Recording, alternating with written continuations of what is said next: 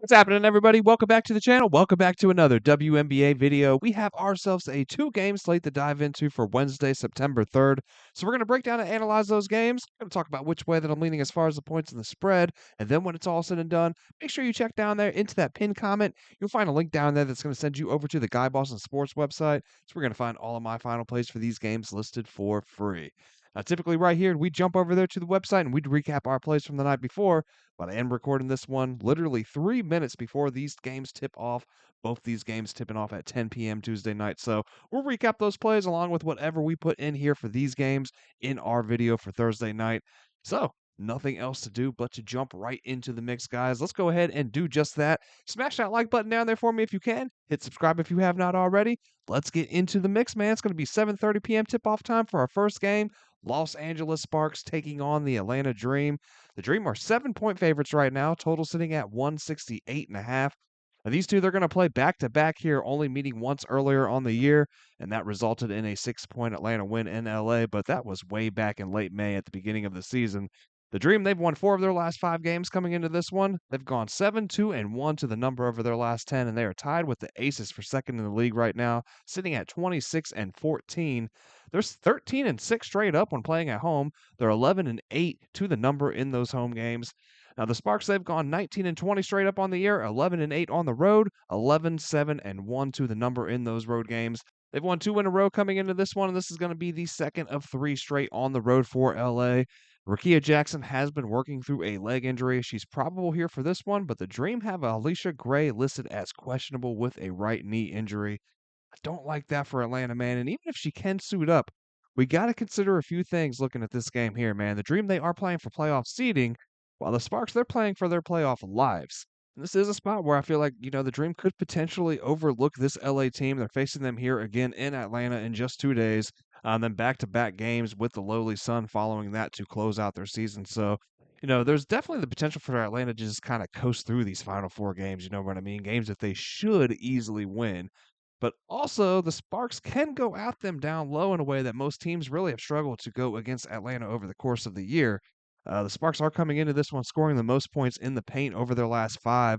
And for as well as they played defensively this season as a whole, both outside and inside, the Dream have given up the third most points from the paint over their last 5 games.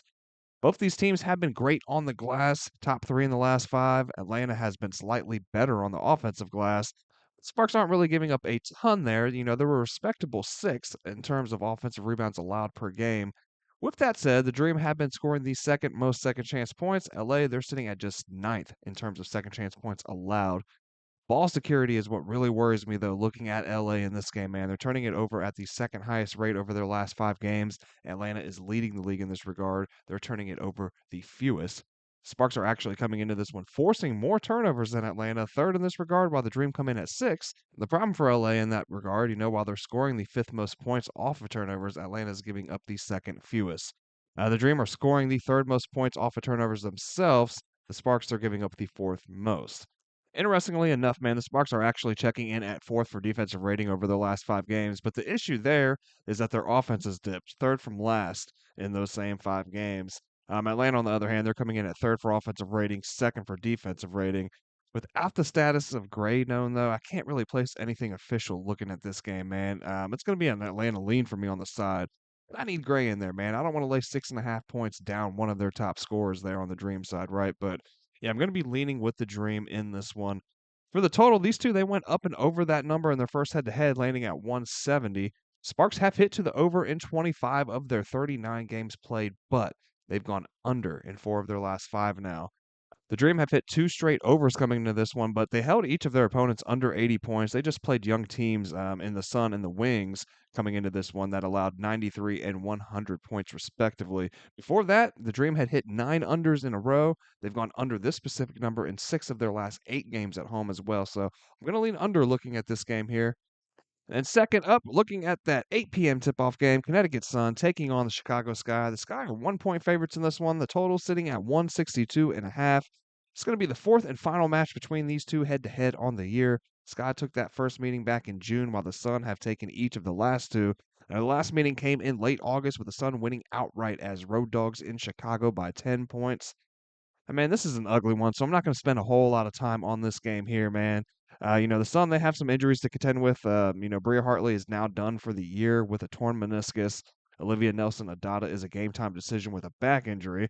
The Sky, they're going to be without Haley Van Lith, but then otherwise they come in pretty healthy. Chicago has lost 4 straight. They've won just twice over their last 19 games now, but we've seen them play more competitive basketball since Atkins and Reese made their returns from injury. Since the return of Angel specifically, man, 5-1 to the number. Sun, meanwhile, they had their like back to earth moment, after a nice little stretch. And I'm not knocking them either, man. I think they found some solid young pieces to build around over there. Work with moving forward. Their coaching staff really seems to have figured out as well how to get the most out of that team. They've dropped 3 of their last 4 now. After winning 5 of 7.